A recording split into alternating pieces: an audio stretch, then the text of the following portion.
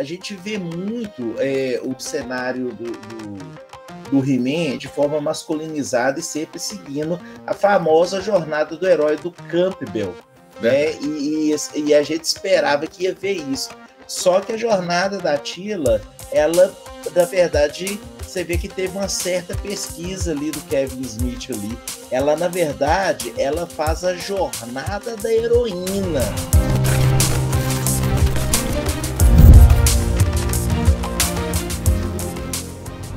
Salve galera, Nando aqui e vamos de ENCast, que é o podcast do canal Era Nerd. E vamos dar encerramento à série de podcasts sobre o desenho He-Man e os Mestres do Universo Salvando a Eternia da Netflix. Vamos pegar os episódios 4 e 5, que já são os finais, e aí a gente encerra também dando o nosso parecer a respeito da série.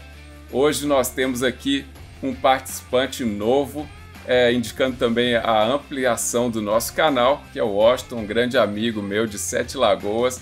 Ele é professor de geografia e amante de quadrinhos e mundo pop total. Seja muito bem-vindo, Washington. Salve, galera! É um prazer imenso estar aqui e gostaria de falar também que eu estou representando o outro grupo que eu participo, que é o NUPEC, né, Núcleo de Pesquisa de Quadrinhos da Faculdade Estadual do Mato Grosso do Sul, e eles também vão dar muita audiência aqui para você também, Nando, que a galera lá é firme pra caramba para ajudar a divulgar. E é isso, gente. Vamos falar de He-Man aí, vamos botar para quebrar aqui. Bom, os outros dois integrantes vocês já conhecem, mas seja novamente muito bem-vindo, Marcelo. Tamo junto aí, Luiz, como sempre. Seja muito bem-vindo, amigo Du. Boa noite a todos e todas. Abraço, grande Nando. Salve, Washington. Bem-vindo, meu amigo. Então, bora pro desenho. Nós vamos aqui falar hoje sobre o episódio 4, que é Destino e Esperança. Teela se esforça para enviar a mensagem. Andra diz que ela precisa de um treinamento místico. Randor diz que a magia daquelas montanhas é mais poderosa que o próprio tempo. E Marlena e Randor a encorajam. Então ali a gente já tem essa iniciação da Teela, né, como a feiticeira. Ela precisa passar ali essa mensagem para os povos, né, para os guerreiros que estiverem disponíveis naquele momento lá de Eternia. E ela tenta se concentrar, a gente não sabe muito bem se ela consegue nesse momento, mas esse é o primeiro trecho que a gente tem no desenho. Primeiro é importante, né, perceber o seguinte: a transição que a Teela começa a fazer nesse episódio para se consolidar, e aí me perdoa o spoiler já no começo, com o ápice do 5º episódio, é fabuloso. Essa primeira tentativa, e é legal perceber a relação de amizade dela com a Andra, né? Porque a Andra fala com ela, não desiste, e a Teela toda hora tá lá, eu vou fraquejar, e a Andra pondo pressão. Muito doido. Aquilo que a gente deixou em aberto no último vídeo, que a gente falou como que começou a preparação para o desfecho, muito interessante. Mostra que a Teela veio para ser o divisor de águas mesmo, né? Entre a velha Eternia e o momento atual. Né? Muita gente não percebeu isso aí. E que o Du bem disse, sempre mostrando, assim, que a gente volta às origens, que amizade é tudo, o amparo é tudo, ninguém está sozinho, né? Mesmo a Teela fodástica lá, igual ela estava, a Andra falou, vem cá, vamos fazer sim, até agora não existiu impossível, né? Porque vai existir a partir de agora. Eu achei muito legal, por causa que eles fizeram uma coisa diferente, né? Eu sei que o pessoal fica muito aí, o negócio, lacração isso, lacração aquilo, mas eu vi com muitos bons olhos o fato da Teela assumir um certo protagonismo e o fato também da etapa das coisas que ela acabou, a forma como ela andou executando. A gente vê muito o cenário do He-Man de forma masculinizada e sempre seguindo a famosa jornada do herói do Campbell, né? E a gente esperava que ia ver isso.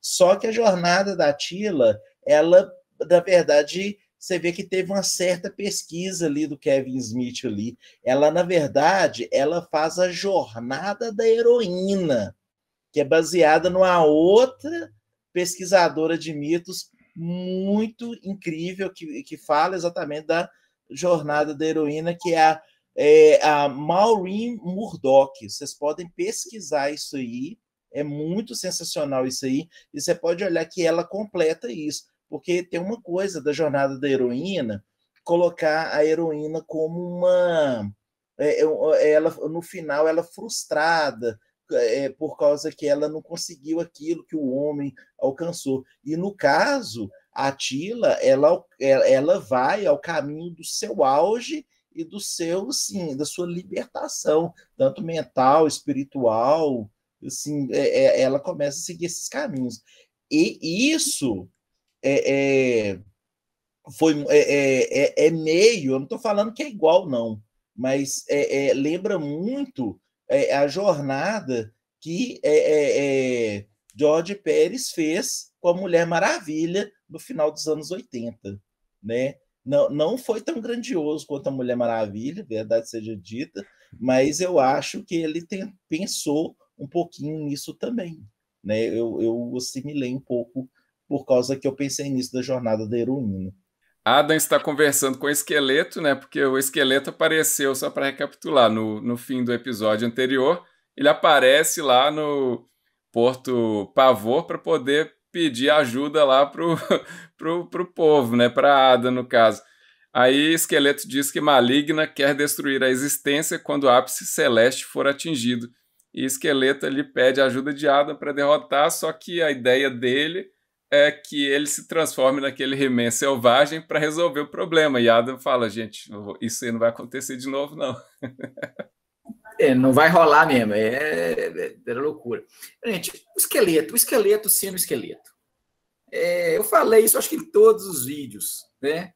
Não tem como, gente. O esqueleto, ele é amável. O esqueleto é fora do que dizer do esqueleto. Cara, apesar de não ter pálpebras, né? Os olhinhos do esqueleto, quando chega, assim, meio caidinho, cara, o esqueleto é fantástico. Ele tinha acabado de ter um poder supremo, que a vida inteira ele quis, perdeu, continuou assim, vou lá pedir ajuda para o He-Man, como se nada tivesse acontecido. Muito bom. Cara, tem 2 pontos legais aí, né? Um que é o esqueleto, né? Mostrando o ser baixo que ele é, né? Ele não tem vergonha nenhuma de mostrar o quanto que ele é baixo, né?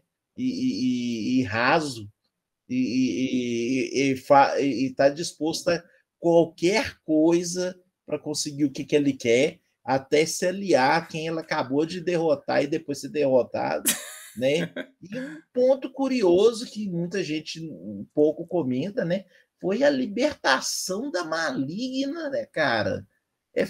Tipo assim, é a verdadeira mulher de malandro que virou e falou assim: eu não aguento mais! E pós! Né, velho?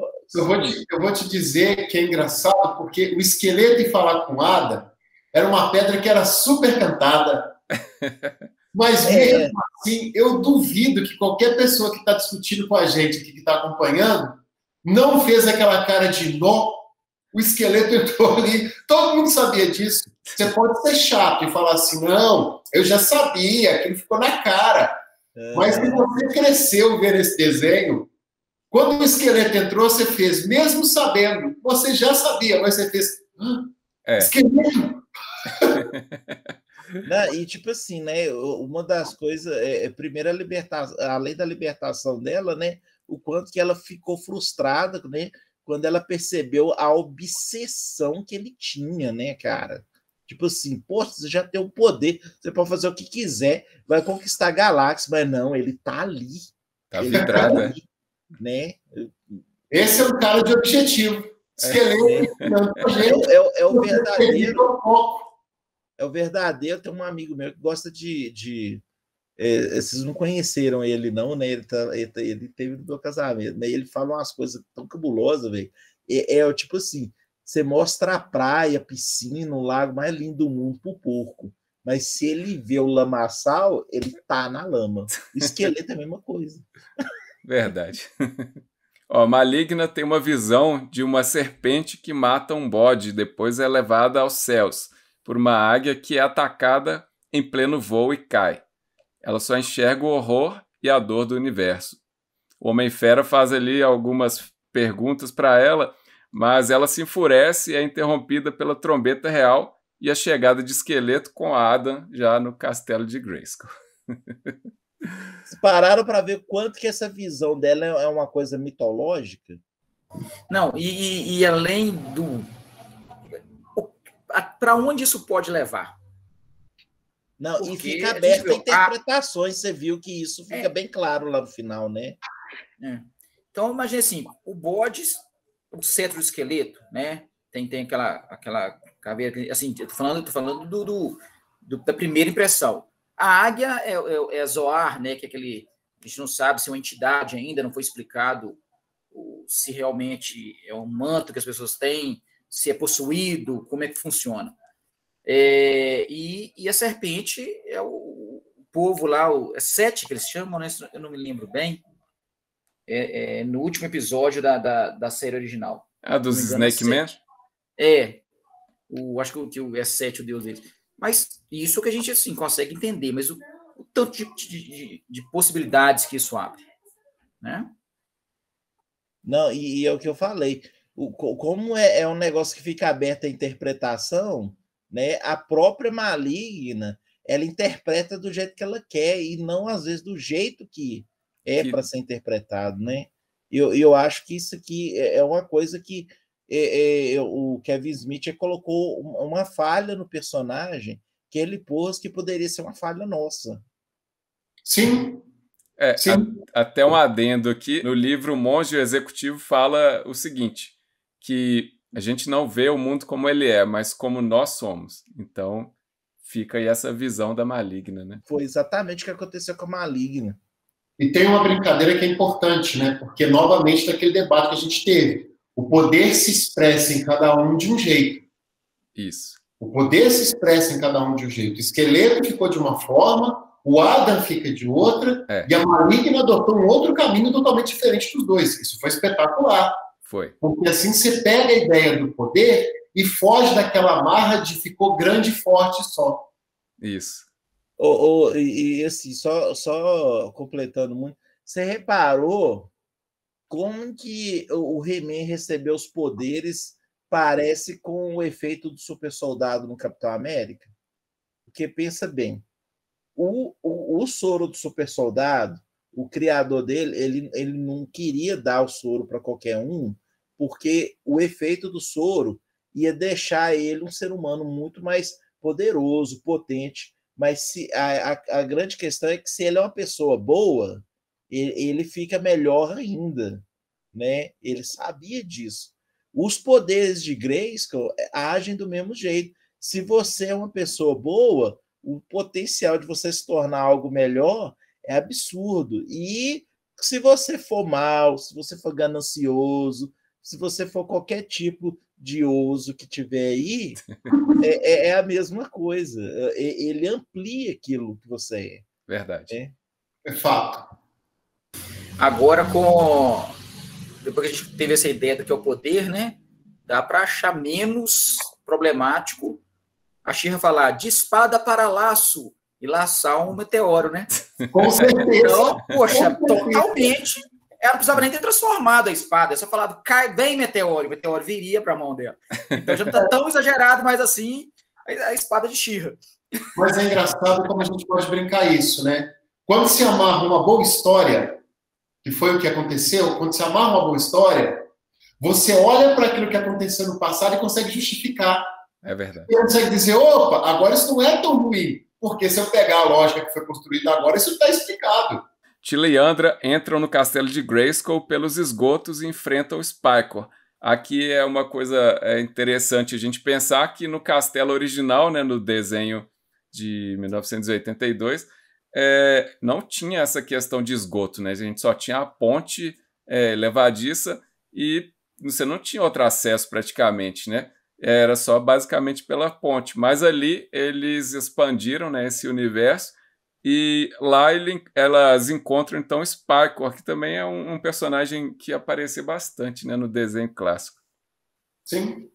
Primeiro eu vou fazer uma brincadeira. A gente pode falar a verdade. Ainda bem que as miniaturas da Mattel não foram feitas à luz do desenho de hoje. Senão ninguém teria tido um Castelo de Grayskull. Cara, eu ia fazer exatamente um comentário contrário. Eu ia falar que eu quero é esse. Aí, ó. O Castelo de Grayskull vai ser maior que a estante do Washington. Eu quero é esse Castelo de Grayskull aí desse desenho. Eu não quero esse Castelo de Grayskull que é uma garagem, um galpão, não.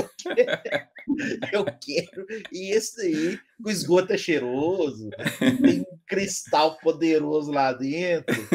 E que convenhamos, né, cara? Uma coisa bacana que deu assim, na mitologia toda assim, é que tirou essa ideia de que o Castelo de Grayskull é mesmo um galpão de garagem de mecânica, né, cara? Porque a ideia que a gente tinha era essa. Ali, eles conseguiram colocar de um jeito que a gente sabe que se entra no castelo, o castelo tem uma certa profundidade, e ele não é só aquele negócio da porta que abre lá e o povo entra e fechou. Da feiticeira ser só porteira lá, do controle de desce e levanta do portão, né? Foi assim... Não, fiquei fã do Castelo, velho. Castelo é o melhor personagem do desenho. Eu não sabia. Pois é, eu já não gostei muito, que eu era tão fã do Desliga o Marcelo aí. Desliga o Castelo Caveirão, porque o que acontece? Essa parte do esgoto mesmo ficou, assim, para mim foi um erro de roteiro muito grande, porque a gente, né, vamos seguir, eu sempre baseio pelo original. O que circunda o Castelo de Grayskull é o Poço do Infinito. Infinito, né? Exato. Que o He-Man jogou a espada, pela primeira vez que ele se transforma, né? Que retorne o poder. Ele joga a espada e ele consegue descer depois e pegar a espada, porque realmente não tem fim aquilo. Essa coisa do Poço Infinito, eles meio que esqueceram mesmo. Então, agora, se tem o esgoto, poxa, né? Como é que tem o Poço do Infinito? Então, isso aí já assim, um dos episódios mais memoráveis do He-Man, que o esqueleto engana, como se vocês lembram, como se tivesse matado a pessoa, né? Que ele usa um ser que não tinha pulsação. Então, foi um erro para mim de roteiro muito grande. E o Castelo de Grayskull, todo espelhadinho, bonitinho e tal, não gostei não, cara. Eu gostava do raizão mesmo, filé, caveirão. Não, mas ele por fora, ele é assim, por dentro. E você vê lá, né, que o poder de Grayskull tem lá aquele lugar do ritual lá da feiticeira, com os cristais. É engraçado porque, por exemplo, eu concordo com o Marcelo e, ao mesmo tempo, eu também pontuo que o Marcelo está certo. Vou discordar e vou concordar. O Marcelo está certo. Eles realmente mataram uma das histórias mais legais da série clássica. Isso é péssimo. Até porque não tem que ter uma ideia de chegar ao castelo, ela tem que atravessar a ponte. O castelo tem que permitir que você chegue. Isso não tem como discutir. Eles até tentaram manter um novo desenho, com a ideia de invadir, de ocupar, o esqueleto assumiu o castelo como dele, posteriormente a Maligna, a maldição de estar preso ao castelo, e por sequência. Porém, não tem como não gostar desse castelo também, cheio de coisa nova, né? Que é igual o Washington falou, né? Agora você tem um local de Grayskull, você tem um local do ritual, e por sequência. São acertos e erros, concordo. Nesse ponto, o Marcelo não tem como errar, não. O Marcelo está certo também. Estamos chorando e felizes. Porque o castelo... Nando, pega a planta desse castelo e põe aí para download. Porque não é porque o castelo, ele parecia... O fato de ele parecer pequeno por fora, ele pode ser infinito por dentro, porque é magia. Né? E eu volto a dizer, no cânone da DC...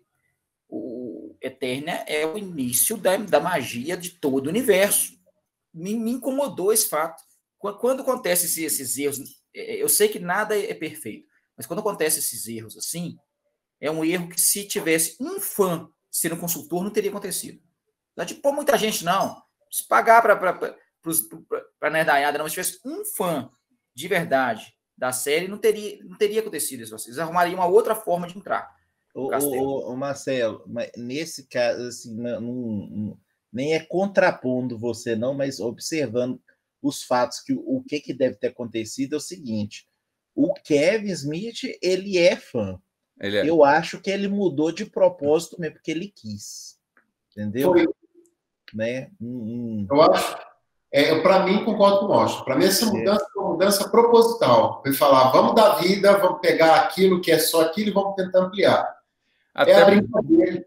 Pode falar, não? Até porque ele já fez uma certa polêmica, porque para quem pensar assim, o primeiro episódio He-Man já morre. Isso aí, gente, já gerou ali no Google vários comentários negativos a respeito do desenho, tem vários haters que talvez nem terminaram de ver essa parte 2 que a gente está comentando aqui do desenho, mas eu acredito que ele tinha essa liberdade, tanto da Mattel, né, quanto pela Netflix, né, de criar certos contextos que a gente não tinha antes. Porque, por exemplo, a gente comentou aqui em off a respeito da revista Mestres do Multiverso. Lá expande totalmente assim, nossa ideia do que é o conceito de Eternia e o próprio multiverso de He-Man, a ponto de as pessoas aqui se chocaram, assim como eu, né? Eu me coloco também nessa posição, quando o He-Man morre. Só que lá, gente, na revista morre He-Man de várias dimensões, então já deu um spoiler também da história. Obrigado pelo spoiler. Gente, o Nando vai no final fazer uma leitura comentada para todo mundo. Os últimos 40 minutos eu ando lendo a revista, mostrando página por página, para você ter uma leitura tranquila. Pronto. Mas isso aí é para ver que certas coisas são estranhas quando a gente só tem um contexto, talvez, de algumas histórias em quadrinhos, né? Talvez mais antigas. Eu tenho algumas da DC aqui. Inclusive, se você coloca só o contexto, talvez, do desenho original, a gente assusta com quase tudo. Porque a gente tinha um He-Man que... pelo próprio pela própria censura, ele era desprovido da possibilidade de usar a sua espada. Aí você imagina, um guerreiro que tem uma espada, ele nunca usou a sua espada como ataque. E aí, ela é uma arma apenas de defesa, ele só rebate os raios do esqueleto e por aí vai. Então, eu acho que assim, como o Du já falou em vídeos anteriores, Marcelo também, a gente já falou sobre isso, é um desenho adulto, então as coisas são com uma nova roupagem mesmo, e esse castelo novo também vai fazer parte de toda essa novo enredo que a gente tem. Outra coisa também, rendendo um pouquinho mais, que eu acho que você já deve ter até falado nos outros vídeos, né, antes de mim aqui, mas agora sou eu falando, porque, na verdade, eu acho que eu percebo, né, que normalmente quem gostou até em si da série foi porque entendeu que a proposta foi mostrar os mestres do universo. Sim. Né? E isso envolve o reino, o castelo de Grayskull, como é que funciona a guarda, como é que são os outros personagens, né? Isso é uma tour, né? Passando por tudo que a gente não via antes. Né? Eu acho que a grande proposta do desenho sempre foi essa, né? E assim, tem coisa que fica muito legal, tem outros que não fica tanto assim, mas é aquele negócio, né? O Kevin Smith, ele tinha escolhas, né? Vou fazer isso. Porque, igual, por exemplo, esse negócio que a gente falou, assim, eu falei, ele fez porque ele quis. Não que eu ache certo ou errado o que ele fez, mas às vezes, na cabeça dele, quando ele estava roteirizando, ele achou que aquilo ia ficar melhor porque ele estava bolando lá na frente, tudo, mas depois não casou tão bem, mas aí já não tem tempo para voltar para trás, porque deve ter prazo, né? Sim. E tudo assim, a Netflix ficou na cola. Então tem essas coisas, né? Tila e Andra enfrentam aquele personagem do filme, é um cara lá, acho que tem tipo uma orelhinha aqui, meio que quase Batman assim, mas acho que tem um tapa-olho. E elas recebem a ajuda de Orlax. Aí Duncan aparece. A gente já sabia que ele estava cultivando uma certa amizade com essa criatura que estava lá naquele calabouço. E, para nossa surpresa, ele tem, acho que óleo, né, na pele, e aquilo lá é o que o Duncan usa para se livrar daquele calabouço. Como o Marcelo falou no desenho no nosso episódio anterior, o mentor finalmente apareceu, né? Para resolver as críticas que a gente tinha tido na primeira temporada, o mentor fez justiça a ser mentor. Cara, assim, o Kevin ele é muito inteligente. Ele é um cara muito inteligente. Ele criou, agora a gente percebe que ele realmente fez aquela primeira parte, né, que é uma temporada de 2 partes, aquela primeira parte tão baixa daquele jeito, eu acho, que aquela qualidade tão ruim, para o clímax ser mais interessante ainda, porque não tem lógica. Conseguiu acertar o ponteiro da maioria das coisas. Eu não vou dizer de todas, mas conseguiu ajustar muita coisa que tinha dado problema. Parece que ele fez o 4º episódio, né, e nós vamos falar daqui a pouco do 5º episódio, depois já tinha lançado os outros, porque não faz sentido. O mentor, sendo mentor e realmente sendo o homem mais perigoso de Eternia, a gente vendo acontecer ali, né? Uma criatura que ficava aprisionada agora não sei nem se é esgoto, aquele lugar lá do Castelo de Grayskull. E o Duncan domesticou, bicho. Domesticado, poxa. Então é fora do comum, né? É maravilhoso. E eu ainda brinco, é engraçado que eu brinco uma coisa que é importante, né? Sabendo essa questão de produção, hoje fica mais fácil para a gente poder perceber. Ele deve ter pensado 2 temporadas de roteiro, ter apresentado, deve ter sido produzido tudo junto.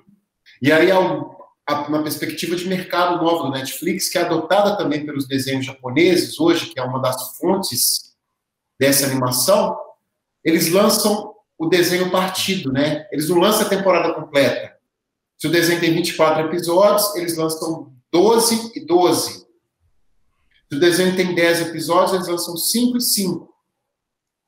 Que foi possivelmente o caminho que eles adotaram com o He-Man. Eles falaram, olha, é interessante lançar esse pacote fracionado, que vai chamar atenção. O impacto vai ser maior. E realmente foi um impacto muito maior, né? Foi engraçado que o lance dele ter feito a primeira parte mais polêmica, cada vez que o tempo passa mais, fica parecendo que foi mais proposital. Falem mal, mas falem de mim. Porque todo mundo quis ver a segunda parte ou salvar a franquia ou ser um fracasso. Exato. O burburinho puxou para cima. E é uma questão de pensando mercadologicamente brilhante. Uhum. Faz uma pausa. Você ficou triste? Porque é uma coisa que a gente começou nas primeiras discussões. Na segunda temporada, tudo que foi criticado foi consertado. E com fatorial. Um He-Man que Jesus. Cara, se você for pensar na lógica do desenho, é igual na lógica do youtuber, né? Igual, por exemplo, o pessoal do youtuber, os youtubers, eles gostam dos haters. Porque o hater é que vai lá, comenta várias vezes, compartilha o vídeo, fala assim, aqui, ó, vê aqui o que o cara fez, não sei o quê. O cara que gosta, mal dá um like, muitas vezes nem comenta e não vê mais o vídeo. Né? O hater que movimenta o negócio. Então, pensa se a estratégia não foi mais ou menos isso para a série.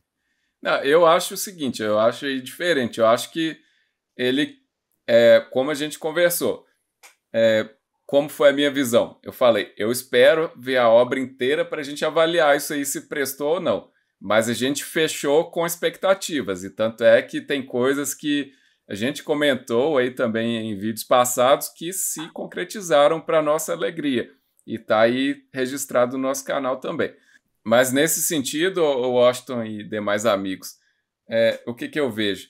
Ele já tinha planejado como fazer isso aí. Só que a questão é, se ele não corrigisse nada daquilo que aconteceu de ruim na primeira parte, eu iria odiar e até desconsiderar essa obra do Kevin Smith com toda a minha força possível. Mas o caso é que a gente viu que não foi assim, graças a Deus, né? E ele se mostrou também ser um fã, porque muitos problemas que foram apresentados na parte 1, essa questão de um rei Randor, toscão, intolerante, tudo que a gente já xingou o homem aí nos vídeos anteriores.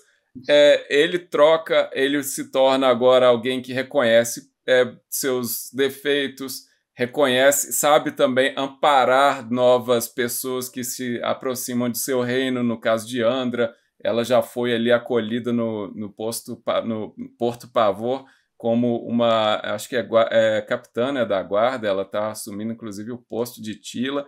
E aí, fora as outras evoluções que a gente está comentando e ainda vai comentar, eu acho que tudo foi muito bem pensado, só que o povo, em especial o público brasileiro, pelo que eu acompanho o Kevin Smith no Twitter, gente, teve brasileiro lá falando assim, marcando ele, né?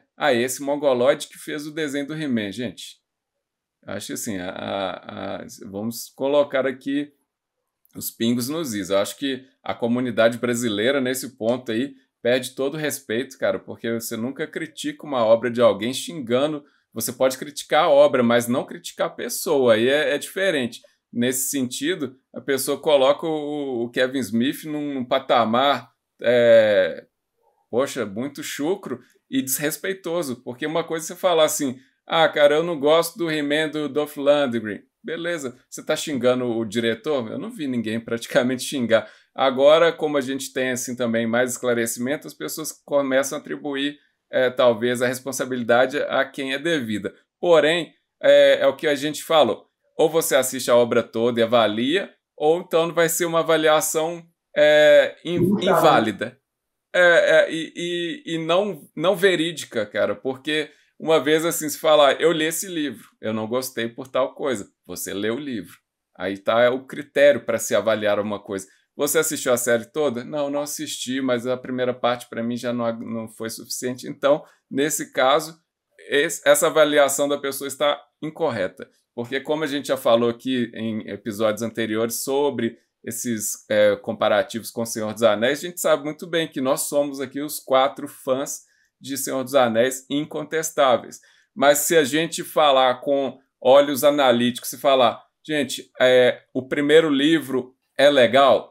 Não é, gente. O primeiro livro é enfadonho. Custa acontecer as coisas para quem lê o livro. Estou falando de livro. O filme é diferente porque você tem ali a parte imagética, sonora, cinema e tudo mais. Mas falando de fã que lê o livro, todo mundo sabe que é enfadonho. O primeiro livro é enfadonho. Eu faço uma comparação, Nando, que é o seguinte. A gente passou por várias críticas. O Marcelo, por exemplo, foi claro no nosso primeiro bate-papo de falar, não gostou da primeira temporada. Sim. Teve debates muito fervorosos sobre não gostar. E em nenhum momento a gente primeiro brigou ou se ofendeu por não gostar. Não. A gente chegou a um entendimento. Qual que é uma coisa que é importante quando se faz essa discussão? Além de respeitar o Kevin Smith, porque ele tem uma questão, é uma questão que é primeiro econômica e uma questão também de produção e de respeito ao trabalho do artista. Sim. Tem um problema que é grave, que a gente tem que também entender. O fã vive cobrando que ele quer que respeite o direito dele enquanto fã. Tem que representar o Super-Homem só do jeito que eu gosto. O Batman só pode ser da forma que eu quero que ele seja, o Flash tem que ser do jeito que eu quero e por sequência. Eu, por exemplo, não gosto do Man of Steel. Washington sabe disso perfeitamente. Eu não gosto do Man of Steel, não é um filme de super-homem para mim. Eu sou obrigado a ver gente que gosta. Isso não vai mudar o personagem. Existe alguém que gosta? Existe. E o problema... Cara, você não tem noção como tem gente que gosta. Eu sou daqueles que meio gosta e meio não gosta, sabe? Eu também, eu tô no meio termo. Mas tem gente que, assim, defende com os dentes. E uma coisa que tem que ser dita é que é justamente, qual que é o grande ponto? O Super-Homem que eu gosto tá lá. Eu posso ler o Super-Homem que eu gosto toda hora. Eu vou lá ler o Super-Homem do John Byrne, eu vou lá ler o Super-Homem desenhado ou escrito ao longo da Era de Prata toda, tranquilo. Agora, ficar preso, justamente, eu vou ficar preso a uma leitura e criticar a pessoa que fez ofendendo ele pessoalmente? Nunca.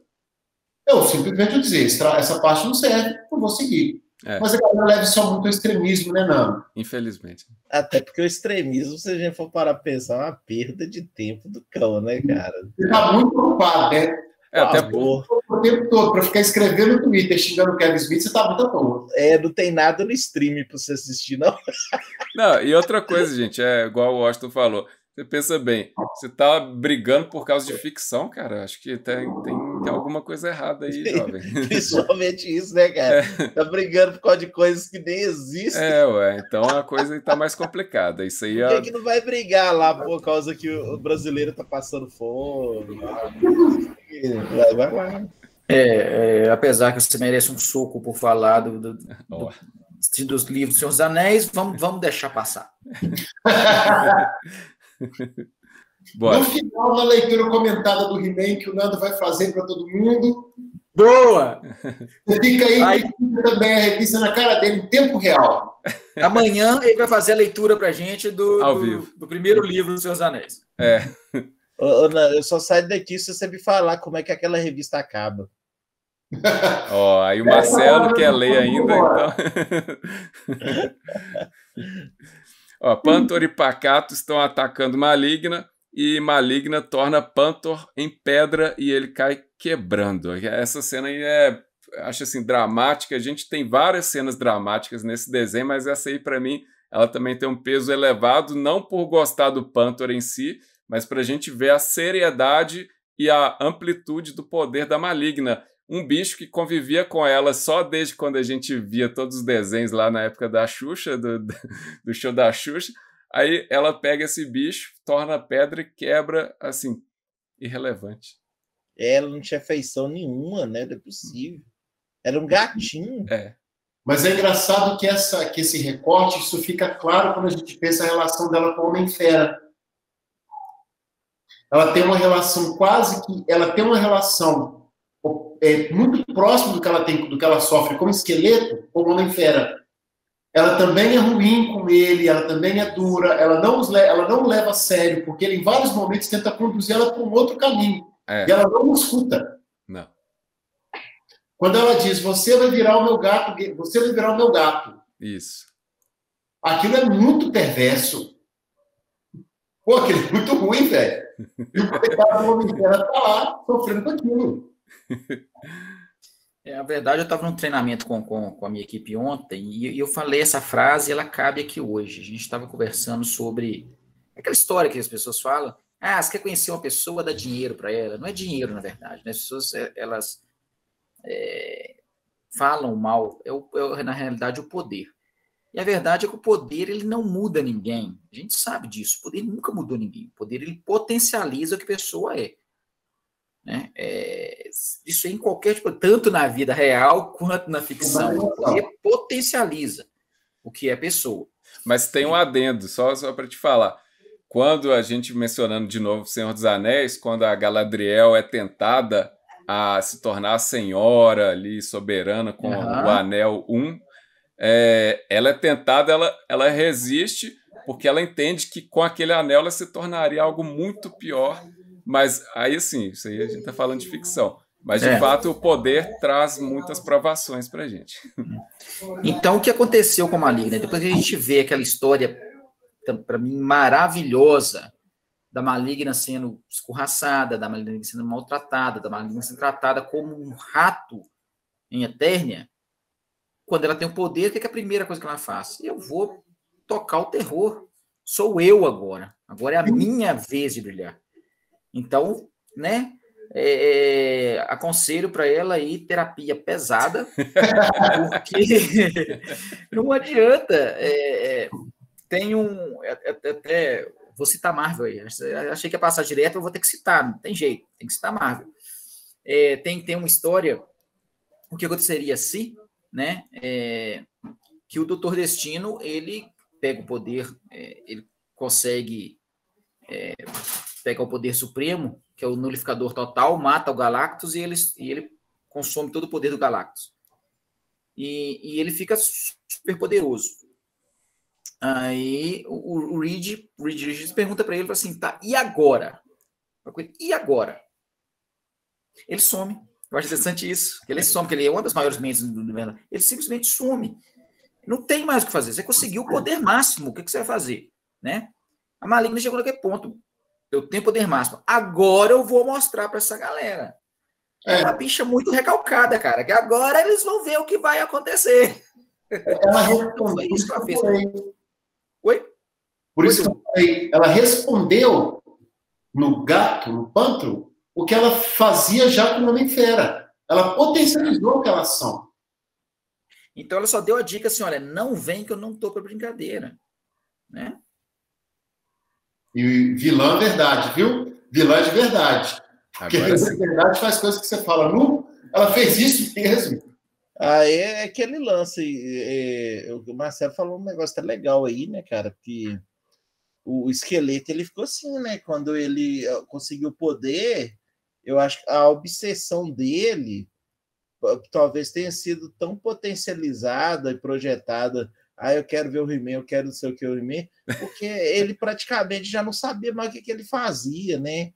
Ele não tinha planos para depois que ele conseguisse o poder, né? Ele conseguiu, beleza, e né? Bom, né? É a mesma coisa, é igual o cara. O cara é caixa num lugar, né? Aí ele fala assim: eu não faço mais nada, meu negócio de juntar dinheiro, que eu quero comprar um carrão. Dinheiro, comprou um carrão, comprou dinheiro. Aí nisso ele não faz amigos, ele não faz, ele não estuda, não produz um conhecimento de roteiro de viagem. Então, aí quando ele consegue o carrão, né? Ele não tem ninguém para passear, ele não sabe para onde ir, né? O carro ficou assim nas mãos dele e a única coisa que ele tinha era manter o carro, né? Porque o quê? Né? O Esqueleto ele ficou meio assim, né? Agora a Maligna não. A Maligna ela transpôs tudo aquilo que foi jogado nela em outros, né? Ela achou que agora que ela tinha o poder, agora é a vez dela humilhar, né? Agora é a minha vez, não sei o que e tal. E isso não, como a gente viu, né? Não foi o que trouxe a realização para ela, né? Ela aprendeu do pior jeito. Sim. Andra e Duncan demonstram suas afinidades. Eles enfrentam Homem-Cabra e Menino Porco. Na verdade, assim, esses dois personagens eu nem conhecia. Acho que talvez sejam... tenham aparecido um ou outro episódio no desenho antigo. Nem me recordo. Talvez vocês vão comentar aí Tem depois. Brinquedo deles? Eu nem sei. nem lembrava. Convenhamos, né? A premissa de personagens de He-Man é ver lá o que tem no catálogo de brinquedos. Teela está em dúvidas quanto ao que deve fazer. Duncan diz que a ouviu juntamente com toda a Eternia quando ela enviou a mensagem. Essa parte é super forte, assim, emocional, essa carga, porque ela não tinha convicção de que havia obtido êxito, né, na mensagem, mas Duncan falou assim: eu te ouvi tão claramente quanto você está falando comigo agora, para ver se a dimensão do poder já era altíssima. Ela, com esse incentivo, então, ela prossegue, né? Ela segue lá aquele caminho, é uma entrada, um acesso diferente, e Duncan fica lá com Andra para poder derrotar aquelas criaturas lá que tinham sobrado, aqueles dois bichos lá. E é bonito ver a relação do mentor com a Teela. Esse, para mim, é um dos ápices desse episódio. Quando ele olha para ela e diz: eu confio em você, aquilo é bonito demais. E a Teela também, ela passou a se comportar de um jeito melhor, né? Que vamos ser francos, né? Aquela cena lá dela não entendendo porque guardou segredo para ela e dando uma chilique. Nossa, nem minha irmã já fez aquilo lá em casa. Que é isso, né? Eu acho assim que, como a gente falou, que tem uns erros, umas coisas meio forçadas, assim, no meio da coisa. Eu achei aquilo ali bem... Pô, cara, você não sabe porque guardou segredão, se toca, né? Imagina, cara, vou render isso aqui. Quando a Lois Lane descobre que Clark Kent é super-homem, você vagabundo, enganou esse tempo todo, não sei o quê, não sei o quê. Em vez de ficar, era você. Lu, isso aí é o que já foi dito mesmo. Eu falo, comentar depois do Du é complicado, não tem jeito não. O cara é fera. Não sobra comentário pra gente, não. Aqui, ó, Playmobil para vocês, ó, para não dizer que eu não tenho miniatura. Ué, então você já tá valendo aí, então toma aí. Amarra aí que você vai ter que sair voando. Ó, Rei Randor monta o Stridor e se reúne com as tropas, mas antes pede perdão a Marlena e eles se reconciliam. Essa parte aí a gente já havia dito, né? Faz parte aí da reconstrução do que o caráter do Rei Randor representava para nós. E nas colinas, os povos diversos surgem. Essa cena também é épica, lembra também, vamos falar Senhor dos Anéis de novo, mas também lembra, se for colocar até Vingadores Ultimato, quando reúne aquela... Isso aí é um momento, vamos falar assim, épico sempre. Quando reúne povos e mais coisas nessa linha assim, que são diversas. E eles vêm para a luta também, ou seja, esse povo todo recebeu o chamado de Tila.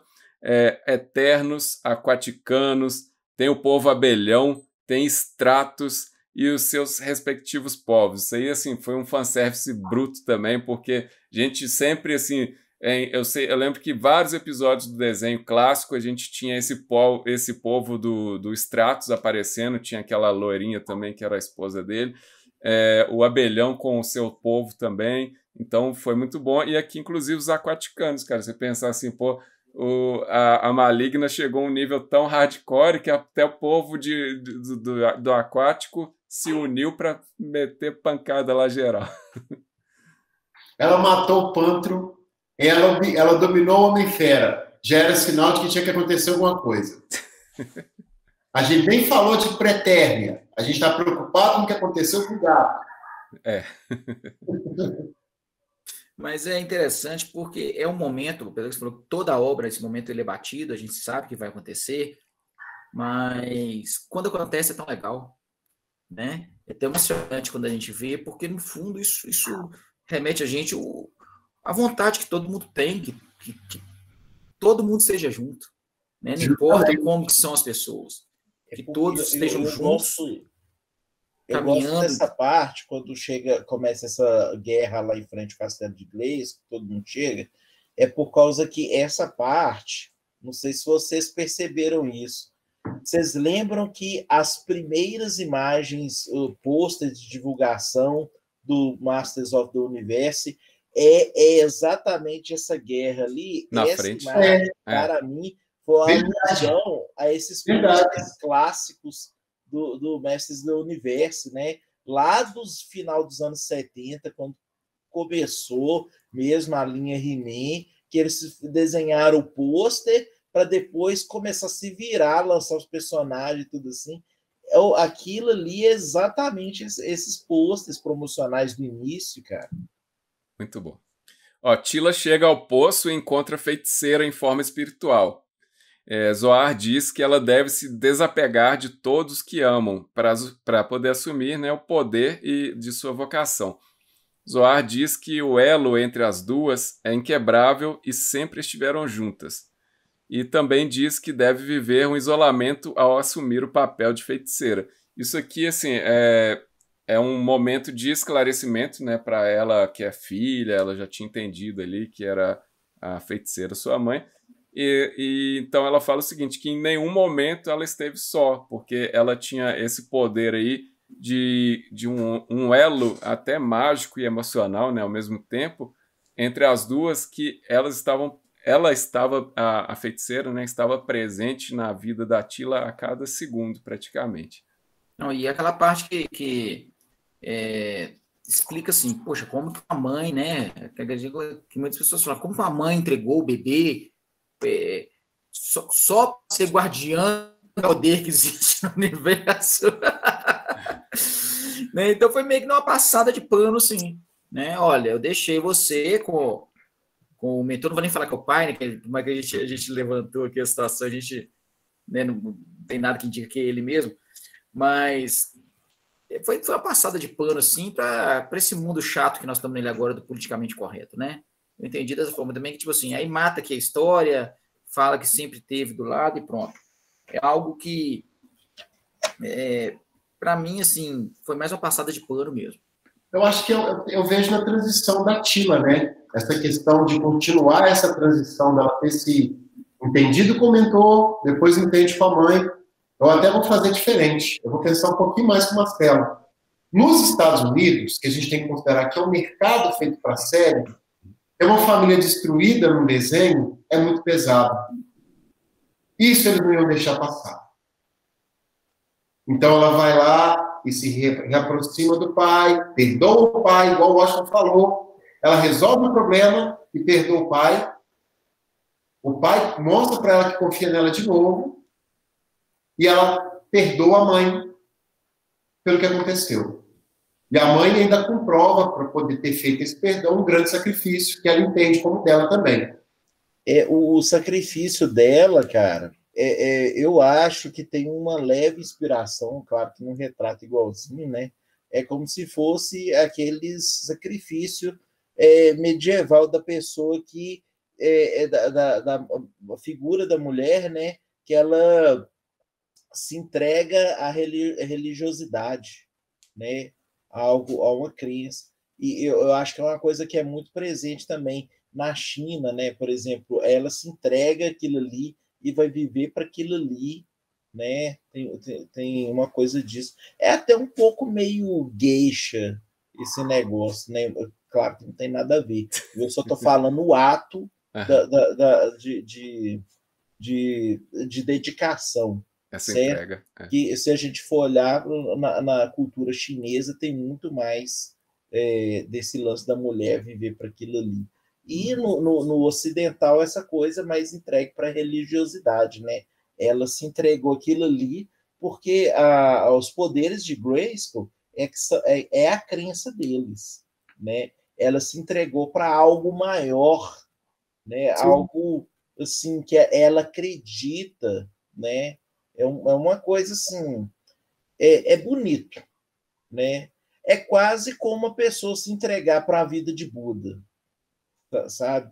Ela renuncia tudo que ela tem material e a partir do momento ela vai viver daquele jeito e tudo ali, só que no contexto da religião Grayskull, poderes de Grayskull, né?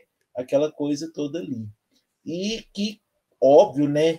Que foi uma espécie, vamos dizer assim, que é uma espécie de religião, né? Que eu não sei se esse é o melhor nome para a gente colocar no caso aqui, mas é uma crença deles, que foi o jeito deles administrar esse poder que chegou nas mãos dos mortais, né? Esqueleto enfrenta Maligna e Adam a fere no rosto. Aí ela já de imediato, óbvio, né? Aquilo ali já volta como um Wolverine, assim, o fator de cura. Homem-Fera pede para ser transformado e se torna uma montaria. Aqui volta aquela conversa que o Du estava falando. Nesse caso específico, ela já havia feito ameaça. Se você se comportar assim, é igual com o menino, né? Se você se comportar assim, eu te transformo em montaria. Aí aqui o Homem-Fera já estava do lado dela, porque ele essa paixão aí, sei lá, a gente entendeu uma coisa nessa linha assim, do Homem-Fera de mais tempo. Ele falou, pô, eu vou ficar do lado dela, não vou ficar do lado do Esqueleto, muito menos do He-Man. Então, eu tô do lado dela, agora me torna sua montaria. E aí ele se torna lá uma criatura gigante. Ele é muito maior do que o Gato Guerreiro, muito maior. Sim. E aí ele, inclusive, só pra completar aqui, ele lembra o Chacal dos Thundercats, cara, a forma que ele assume, o rosto, né, a cabeça lá, que é uma cabeçona, mas ele tem uma semelhança, que ele tem um capacete, assim. Aí eu vou ser obrigado, você bateu pro gol, porque eu ia falar isso, eu ia falar, parece como outro personagem, eu ia falar, parece o Chacal que correu com o barco. Realmente parece, eu concordo com essa informação. Vai ver um easter egg. Pode ser, né? Vai que a Netflix tá querendo fazer um Thundercats aí, né? Vai que o Kevin Smith que colocou lá de propósito só para zoar. Não, eu ia falar que tomara que não, porque se eles fizerem um Thundercats dividir uma temporada em duas partes e zoar a primeira, não vai ficar legal. Essa estratégia já está defasada, né? O meu medo é acontecer o oposto, ele fazer uma primeira temporada espetacular e a segunda desandar por completo. Não pode, não dá asa não, filho. Thundercats já teve encontro com o Superman, que já acabou com a história deles, já não precisa de mais nada para fazer isso, não. Então, bora. Maligna se livra do poder do esqueleto finalmente. Ela diz que irá desfazer o universo inteiro.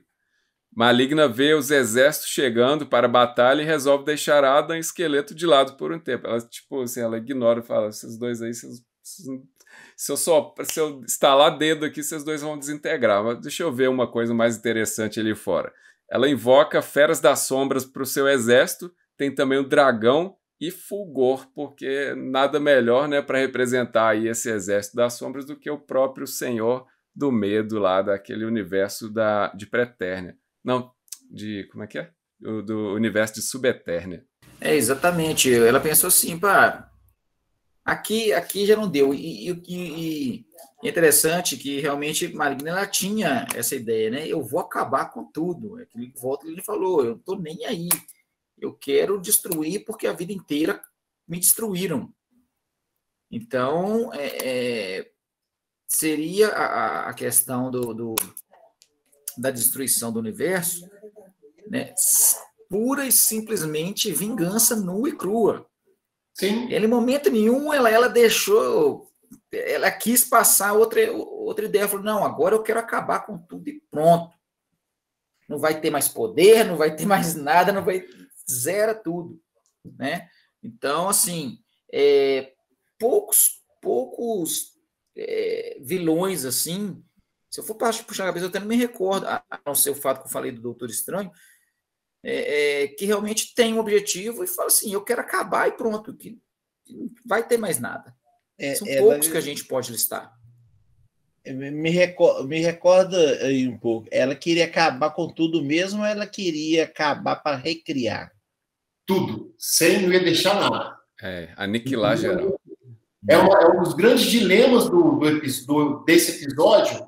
É o Homem-Fera confrontando ela e ele pergunta, e depois? Que é a mesma pergunta que ela fez para o esqueleto lá atrás. Esse recorte é lindo. Porque ela pergunta para o esqueleto, agora que você conseguiu, o que você vai fazer? E o esqueleto se limita a enfrentar o He-Man. Ela passa pelo mesmo problema com o Homem-Fera, porque o Homem-Fera fala, e agora? Eu vou destruir tudo. Para ela aquilo é finito.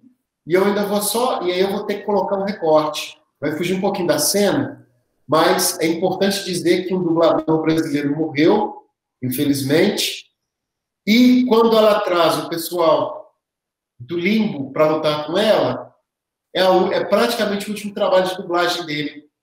Exatamente, é o Isaac Bardavi. Eu nem conhecia o nome dele, o Marcelo foi até o primeiro a mencionar aqui no nosso podcast também, e assim, é uma perda extremamente de peso para a nossa geração, em especial quem assistiu o desenho, né? Porque por mais que a gente até assistir depois uns comentários do Garcia Júnior falando a respeito da sua relação com o Isaac Bardavi, a gente, a princípio, assim, é o que eu falei até com a Nani, minha namorada. Em tese, vão passar anos aí, o Isaac pode ser esquecido, em tese, vamos colocar assim. O He-Man vai ser lembrado, porque cultura pop a gente sabe que perdura mais do que talvez o ser humano que estava por trás daquilo. Mas a questão pra gente existe o peso da voz e desse cara que estava por trás. Ele era um senhor já, tinha 90 anos. Para quem não sabe ainda de que a gente está falando, é o dublador do Wolverine, gente. Então, para as gerações mais recentes aí, Wolverine, a voz que você ouviu aí no cinema, inclusive o velho Logan, tudo, é o Isaac Bardavi. E ele, assim, um ícone para mim. Eu amo eu sempre fui muito ligado à dublagem, essa coisa assim, eu e o Marcelo, a gente lá em Ouro Preto, a gente assistia Manchete, aí tinha lá Yu Yu Hakusho, dublagem absurdamente filé. Eu vou falar assim que é um dos meus animes favoritos. Na verdade, para mim é o meu favorito. O resto, assim, eu assisto bem pouco, mas a dublagem brasileira dá um show nesse quesito. E eu sempre fui muito envolvido em buscar saber quem são as pessoas por trás, saber os nomes, aí você escuta a voz, o Guilherme Briggs e tal. Acho muito legal. E assim, eu só tenho a desejar os sentimentos para os familiares e parentes dele, e amigos também, obviamente, porque é um senhor que com certeza marcou a minha vida, marcou a vida de muita gente e vai fazer falta. E vale um recorte, Nando, que é o seguinte, até para ter atenção, essa dublagem especial, porque ele não estava mais saindo de casa para dublar. A equipe foi à casa dele para fazer essa dublagem. Então tem todo um valor simbólico, uma homenagem, isso eu vou ser obrigado para o pessoal do Netflix por ter feito isso, agradecer o pessoal do Netflix, porque eles não deixaram de homenagear um artista. Eles valorizaram a dublagem, ele não fez o esqueleto, como tradicionalmente ele fez na década de 80, a gente cresceu com a voz do esqueleto. Sim. Até um delay para explicar para quem é novo, que vai conhecer ele pelo Wolverine. Nós crescemos na década de 80 e 90, a gente só vê desenho dublado. Legenda para a gente não existia. A gente vê desenho dublado que passava na televisão. Então, essa era a voz que nós temos do personagem marcada. E ele fez o esqueleto. Como ele não conseguiria fazer o esqueleto por todo o desenho, porque exigiu muita participação, ele foi homenageado nessa personagem. Então, é importante citar a pausa na conversa, me perdoe, inclusive fugir do off-topic, que são off-topic que é necessário, mas é porque essa homenagem tem que ser feita agora. Com certeza. Eu emociono, né? Você me conhece, sabe, porque eu sempre falo, gente, que hoje é moda ser nerd, né? Hoje é legal ser nerd. Hoje é legal, depois que assistiram Vingadores, depois que assistiram Capitão América, levantando sem camisa depois do soro, do super soldado, foi legal ver isso no cinema. Mas não, eu sou nerd porque na época eu tinha para fazer, né? Eu não tinha outro caminho para seguir. Então, lembrar do He-Man, que o esqueleto, que é um dos grandes responsáveis pelo sucesso do desenho, até mais do que o He-Man muitas vezes, né? Porque as tiradas eram muito boas. Vou falar de cabeça, que assim, que me veio na cabeça aqui, ó. Ele dublou o Capitão do Tintim, né? Eu não lembro do desenho do Tintim, que é maravilhoso também. O pessoal o pessoal mais novo vai lembrar. Ele dublou o pai da Fiona no Shrek. O Tigrão, cara, o Tigrão do Ursinho Pooh, você lembra do Ursinho Pooh? Era ele. Ele era a voz do Tigrão. Então, assim, muita gente que ele dublou. O Wolverine, desde o desenho da série animada, desde o, né? Então, ele dublava. Ele dublava na série animada do Batman, né? Que é fantasma. O Gordon, ele era a voz do Gordon. Era a voz do Gordon. Ele é a voz do... Ô, Marcelo, eu nunca vou esquecer da voz dele numa cena do desenho dos X-Men, né, que o Fanático pega o Wolverine pela cabeça assim e fala assim, prove um pouco de chão, e taca o Wolverine. Aí a hora que ele puxa o Wolverine de novo, a voz dele está sem sal. Era fantástico. Então, o que falar disso? Que era o alento que, né, igual você bem falou, a gente conhecia tudo por dublagem. E nós já comentamos isso lá no início. Eu me lembrei que agora ele era Fred Krueger, gente. É a voz do Fred Krueger. É a voz do Fred Krueger também. Olha o ator que ele é, a diferença que é um Fred Krueger, a diferença que é um Tigrão e a diferença que é um esqueleto. Não, você falou exatamente a palavra correta, ator. Porque todo dublador ele tem que ter curso de ator. Sim. Senão ele nem sequer é contratado. Não. Tem alguns dubladores que é a voz deles, poxa. É a voz deles e acabou. É aquilo ali. É igual o Briggs, né? Você citou, sei que você gosta muito do Briggs. Ele mesmo fala numa entrevista, ele falou assim, eu comecei dublando com a minha voz. Tanto é que o Freakazoid é a voz normal dele. Então eu afino um pouquinho. O Samurai Jack é a voz dele. O Samurai Jack é ele falando, né? Ele ainda brinca assim, o Superman é minha voz, mas só a voz que é super, ele fica brincando assim. Agora, não, o Isaac vem de um nicho diferente, que é o Lima Duarte, né? Muita gente não sabe que o Lima Duarte começou também como dublagem. Quase todos os Hanna-Barbera é Lima Duarte dublando, os principais. Eu até esqueci o nome dele, o ator que fazia o Seu Peru também. O Drummond, Orlando Drummond? Isso. Ambos excelentes dubladores, ambos imensos. Scooby-Dooby-Doo. Então, quando morre um dublador igual o Isaac, é assim, para dublagem é muito complicado, que é um dos caras que sabiam fazer. Que não tinha modulação de voz, não tinha modulação de nada, sabia, fazia na raça, e fez muito bem desde o início. Então, não sei se vocês viram a homenagem que o Hugh Jackman postou. Vi. Um pedacinho da entrevista com eles depois. E depois eu estava vendo um vídeo novo, que esse aí eu vi hoje, não sei se saiu hoje. A esposa dele gravou, cara, ele chorando. Ela gravou em off, assim, ele no cantinho, ele chorando, né? E é muito legal que você vê que é um trabalho que o próprio Wolverine entendeu. Ele falou, inclusive, várias vezes, em entrevistas lá fora, não foi aqui não, que ele falou que ele gostaria de ter a voz do Isaac, porque o Wolverine do Isaac é o melhor do mundo. Né? Verdade. É o melhor do mundo. Então, foi uma perda muito grande, infelizmente. Foi uma perda muito grande pra gente. Bom, pessoal, eu cheguei a ter a minha inocência, né, de acreditar que a gente conseguiria gravar os 2 últimos episódios dessa parte 2, né, do He-Man, com 1h30 mais ou menos de gravação, tendo 4 amigos reunidos. Então, isso foi impossível de ocorrer. Assim sendo, nós optamos por dividir em 2 vídeos, tanto a parte do episódio 4 como a do 5. Então a gente vê o encerramento desse bate-papo no próximo vídeo. Mas me diz aí o que você achou do episódio 4 da parte 2.